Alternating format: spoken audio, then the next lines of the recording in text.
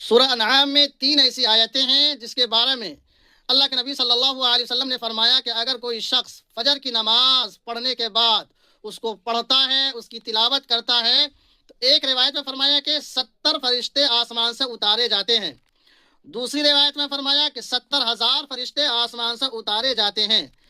تیسری روایت میں فرمایا کہ 40,000 فرشتے آسمان سے اتارے جاتے ہیں، جو اس شخص کے لیے مغفرت کی دعا اور توبہ و استغفار قیامت تک کے لیے کرتے رہتے ہیں۔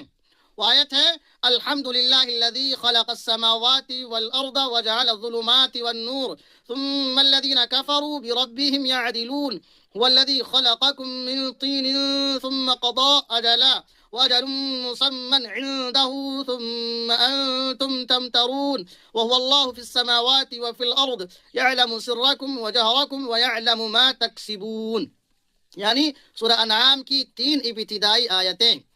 اس طرح کے مزید ویڈیو دیکھنے کے لیے یوٹیوب پہ OA ندوی کو سبسکرائب کر لیجئے۔ اگر فیس بک یا انسٹاگرام پر دیکھ رہے ہیں تو عزیر انظر کو ضرور فالو کر لیجئے۔